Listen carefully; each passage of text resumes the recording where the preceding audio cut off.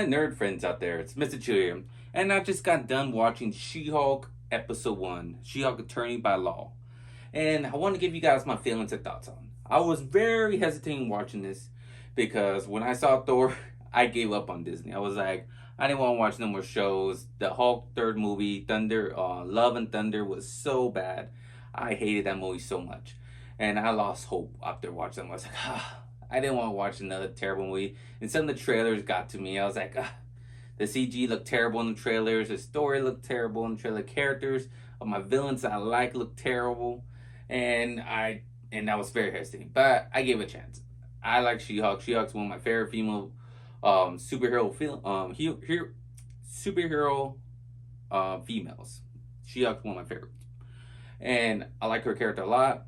Her comic books are so. She's more of a great Avenger character, great side character in my book. Never a great solo. So I think to me this would be like the only season you will see a She-Hulk show. To me, to build the character up, and they did a good job. They did a good job building the character. To my book. I love the relationship right away in this story. Like they did way better in the comic books in my book. That She-Hulk, Jennifer and Bruce relationship being cousins. It's so cool here. Like they have that bond. You can feel like they fight each other, they have names, they tease each other, they have history. You can feel that.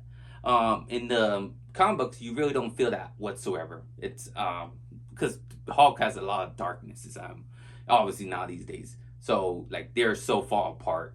But I think all the history reading the Hulk, I never see the relationship between She-Hulk, Jennifer, and Bruce be close. Never in my book. I never read.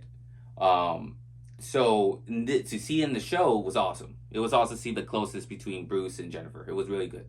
And the origin of Jennifer, how she became She-Hulk, it was up and down. It's kind of like the same way how the comics did it, but it was vice versa. The way Bruce, Jennifer got sick, I believe, or she got hurt. She needed a blood transfusion. Bruce had the same DNA, same blood, so he transferred the blood, became the Hulk. She became the Hulk. It was kind of the same thing, but it was kind of like more simpler. She pulled out, I'm gonna be talking about spoilers, so just to let you know, that she pulled Bruce out of a car wreck when I guess they haven't explained it, but that's probably the main villain of the show or the main plot is these aliens. They were about to crash into this alien ship. But Jennifer avoided the car, avoided. They got in a car wreck. She was trying to pull Bruce out of the car wreck, but Bruce's blood got into Jennifer's cut when she got cut and became basically She-Hulk. And little by little, a little quick in here, that she started. Bruce took her back to the island, helped train her, and to basically trying to adjust to be the She-Hulk. But she adjusted quicker, and it was kind of funny that Bruce got jealous, like how quickly she adjusted being a Hulk. And that's how it is. This She-Hulk, I know the character in the comics, she's not gonna be stronger as a Hulk, but she is more like controllable. She's more controllable with her powers, more controllable with her personality. She didn't have no split personalities like the Hulk. The Hulk is more powerful. The more anger, he could get more angry. He could be more trouble. Obviously, if you know the Hulk, he could do so much more damage than Jennifer. So that's why she could basically control power. That was like she doesn't have the full genetic powers, I'm guessing, or something like that. Like connection powers, like the Bruce does. Like Bruce got all that power from a nuclear bomb. So she got from a blood DNA. So obviously she ain't gonna be that powerful. Like she can get full gamma ray. She got a taste of gamma ray. Bruce got a full power how he became the Hulk, full gamma ration. So that's why like it shows some instant that she could be strong, but obviously Bruce, if he loses that being smart Hulk, if he drops that completely and beats the Hulk like we love, that I loved, that I wish I saw Hulk versus Thanos 1-on-1 that I wanted. We saw for like 5 minutes in the beginning of Infinity War.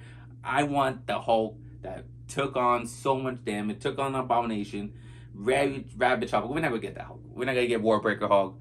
Trust me, Hulk is 10 times stronger than Jennifer Walter Hulk. But it was nice to see little cousin and back and forth. You know, he was never gonna go hurt her really. With that little beef they had on the island, that was pretty cool. I like that. Like I said, it was like brother and sisters fighting each other. That is like teasing each other, pulling hair and all that stuff. It was fun. It was a little cute, little Scrabble we doing. But the one thing that's it. The downside a little bit is the CG was a little off.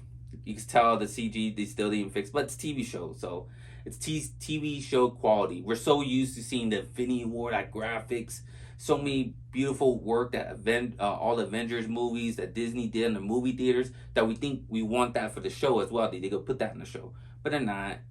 Obviously, we see some CGI, bad CGI from these shows, but it's okay. I'll pass over it. I like the Flash shows. It reminds me of the Flash shows. Like, it's not that big with it. Who cares? It's so. It's not killing the show. Just like, it's there. Even the Black Panther had a bad CG, but that was still a great movie. I love the Black Panther. Like, this reminds me, there's some like moments that CG could be really bad, but it's still a good show. But the one that killed it for me is like that was like they didn't give me a perfect score in this show. It was nice, it was awesome. Well, seeing Titanium Woman, just I hate her costume design and the way she just came in, busted in, who are you, and just get punched down like nothing. Come on, it's Titanium Woman. I know people don't maybe know her, and that's why they probably did that to her, because they probably said, no one knows Titanium Woman, just throw her around. But I know her. I like her. I like her character. They could have done something cool, some Bonnie and Clyde stuff, maybe a couple of episodes catching Sorby Man and Titanium Woman. Put some little more details in her costume, except for making her look like a go-go girl or something. Like, it looked so bad, her costume. I was so disgusted what they did with Titanium Woman. And they've been doing that with all the villains so far. No, I didn't like the villain from Moon Knight, the main villain there. I didn't like. I don't know, Marvel Girl's villain. That's why I didn't watch it, because I didn't. Same thing with Shang-Chi with the Mandarin. I didn't feel like the Mandarin whatsoever. Still, in my book, I didn't see it, but I know I saw what he looks like, and that's why I didn't watch it, because it didn't feel like the Mandarin. And they're not doing the villains justice, and that's what's breaking my heart. And like, I love the villains. That's what makes the shows, movies, superheroes is the villains. What made the Infinity Wars and Endgame so awesome? Thanos. What made the Daredevil show so great? Wilson Fisk, the Kingpin. Bullseye was awesome. The hand in the Daredevil season 2 was awesome. Not in Defenders, the hand in the freaking Daredevil season 2. That was the hand. Undead Night Ninjas. That was awesome. Loki, everyone's a Loki fan. He's awesome. Killmonger and Black Panther, awesome. Villains make great superhero shows and great movies. They do, no matter what. They do. The whole time, and it was like a little tease. That's why it was not that high rated when Winter Soldier and the Falcon show went on. That Baron Zemo was on there. He put the mask on. Everyone was like, "Oh my god, he has a purple mask." Baron Zemo was on there, but he did it one time. If he was the main villain, that would be the #1 show of all Disney Plus Marvel show. All. I'm just hands down, I would say it. But he wasn't. They're saving that for the Thunderbolts, and that will probably be the best one to watch. If they do the villains justice in that Thunderbolt show, like make it cool, make it look kind of like the Suicide Squad, make it rated R, that will be the #1 Marvel movie ever. They need to start doing that. Start giving the villains justice in here. Start making more greater villains. Like, I hope Kang the Conqueror, because we're going to see him full on. When we saw him in Loki show, we saw him wear his classic costume. And I hope because next time we see him will be the Ant-Man and Wasp movie. The Quantum show, I think the Quantum movie, the part 3 basically comes out next year.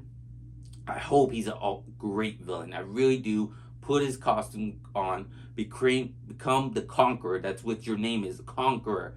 Have that time chair, going through, messing up the Avengers, beating up people. Be something scary. I want a great villain. That's what's giving me. That's what made Thanos so hype. Each time we saw Thanos up there, in these end of the credits, like, wow, Thanos looks so cool. He looks intimidating. We see him what he could do.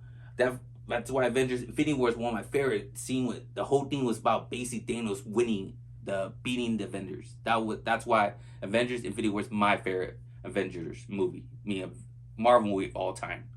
That was awesome. Thanos was a great character. He had a great actor behind him, just all around. That's why I want for all these shows, She-Hulk, any of these future Marvel movies come out, make the villains great. Trust me, if you make great villains in these superhero movies, your movies will be great.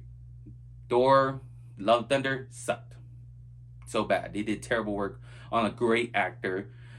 Did lazy makeup to me. They should have did some more designs for a regular guy in paint. Looks like a monk in paint, white paint. That's it. They should have done more with that, but they didn't. That's why the movie failed. Lot more reason, just not because of the villain, but yeah, all around. Good story, good villain. Trust me, it'll be great. It's easy to good hero. That's why I said she, um, Taya Mazel, uh, Tatiana. Yeah, Tatiana. My fault. Tatiana played a great Jennifer Walters. I think she is gonna be a great She-Hulk from now on. Perfect actress. Easy to cast a superhero to my books. Easy to cast a superhero, but a villain, creating a villain, put an actor in that villain role is very hard. There's not that many great villains out there that people like. There's probably like maybe 5 that tops the list, like Wilson Fisk. We got Loki, Thanos.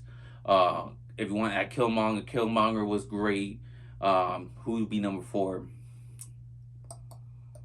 Yeah, so far just 4 in my book. I'm trying to name more, but I can't name. I mean, great that we want to see it again. I would love to see Killmonger again. I kind of hope he's Black Panther again. To me, he was a great villain. I love Killmonger. I like Alushi Claw, but I don't think any sequel will come back. But I like Alushi Claw. That made Black Panther even more great. The villains in there was awesome.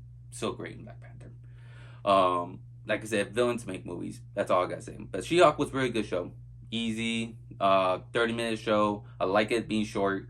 I don't know, the jokes were pretty funny. Like I said, I like the chemistry between Hulk and She-Hulk. But sorry to ramble on. It's a little rant in the end about how Marvel's doing shows. I can't wait to look forward to season 2, meaning episode 2 of She-Hulk. I actually am. I want to see more characters. Hope to see more. But thank you all for watching my videos. But comment below what you think of episode 2 of She-Hulk. Episode 1 of She-Hulk. Do you like it? Did you didn't like it? Comment below. I want to hear your thoughts. And give you another thing. Stay in the end of the credits. A little funny, I guess. It could be a little funny to you. There's a little end credit of this episode 1 as well. So stay and watch the end of the credit as well. But give me your thoughts. What do you think of She-Hulk? What you liked about it? What was your favorite part? Are you going to keep on watching it? Are you dropping it? Do you hate it? Didn't like it? Give me your thoughts. I'd like to know. But I give it a 7 out of 10. That's why I thought of it. But thank you all for watching again. Have a good day. Good night. And remember, please comment below and hit that like button and stay nerdy forever. Bye.